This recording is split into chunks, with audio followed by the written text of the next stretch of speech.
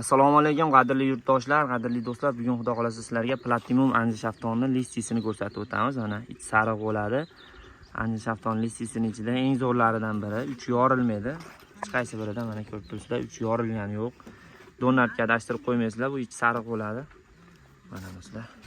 Kalibr o'rta holatda, lekin eksport bo'ladi albatta. Eksport narxi ham juda ham zo'r narxda sotiladi.